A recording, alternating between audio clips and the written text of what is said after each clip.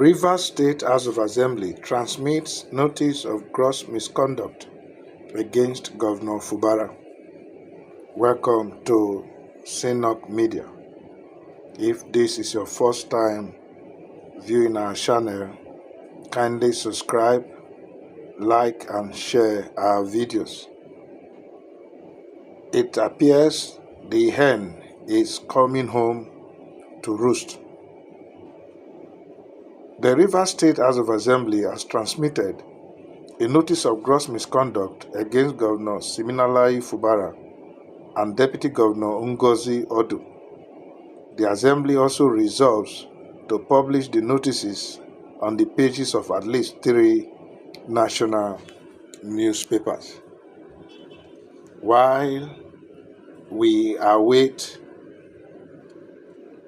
the process to commence, it is imperative for us to understand that the Rivers Assembly are poised to remove the governor and the deputy.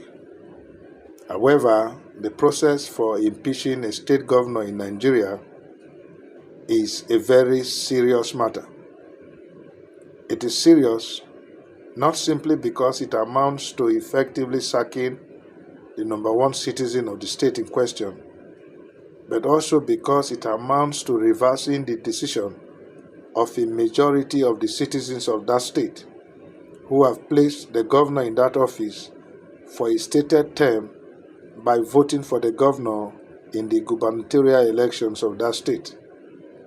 Due to the severity of the issue, the process for impeaching a governor is pretty stringent and is contained in the one document which has a very strict process and procedure for amendment, the Nigerian Constitution. The process for impeaching a governor of a state in Nigeria is contained in Section 188 of the 1999 Constitution. In Nigeria, there have been a number of successful impeachments of state governors since 1999.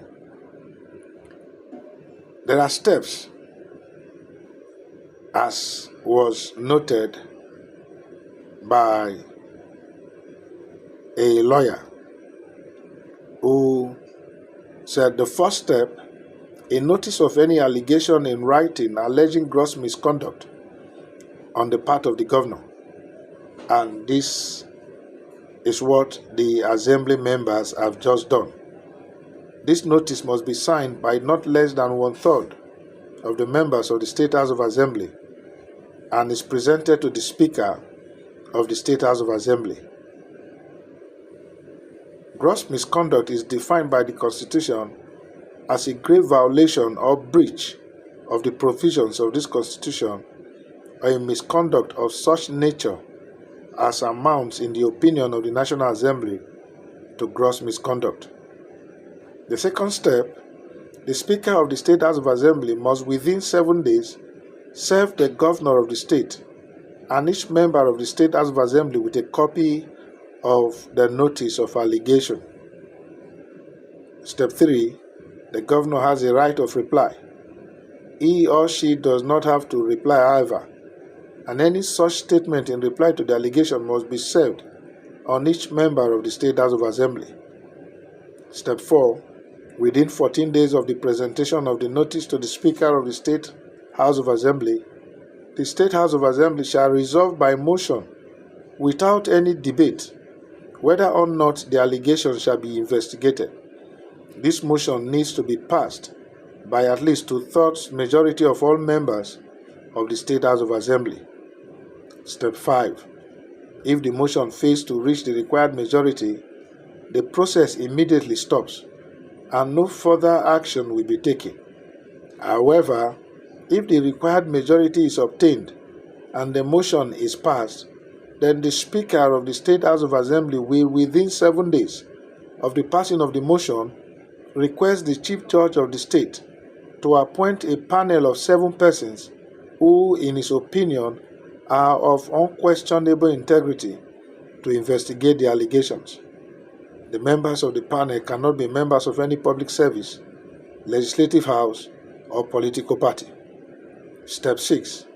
The panel is to report its findings within 3 months of being appointed. The findings will be reported to the State House of Assembly. During the proceedings of the panel, the governor shall have a right to defend himself and shall also have the right to be defended by a legal practitioner of his or her choice. Step 7. Where the panel reports that the allegation has not been proven, there will be no further action. However, if the report is that the allegation against the governor has been proven, then the State House of Assembly will consider the report, and a resolution for the adoption of the report shall be moved. Step 8. For the resolution to be adopted, it must be supported by not less than 2/3 majority of all the members of the State House of Assembly. Once adopted, the governor shall stand removed from office as from the date of the adoption of the report. Consequences of impeachment. Upon the adoption of the report by 2/3 majority of the State House of Assembly, the governor stands impeached and must immediately vacate the office of governor. The office of the governor will pass to the incumbent deputy governor, and he will take the oath of office. Once the resolution is adopted, there is no recourse to any court of law or judicial proceedings. The governor cannot challenge the decision of the panel or the State House of Assembly. Where the governor is impeached and the office of the deputy governor is vacant at the time, then the Speaker of the State House of Assembly shall hold the office of the governor for a period of not more than 3 months, during which there shall be an election of a new president or governor who shall hold office for the unexpired term of office of the last holder of the office.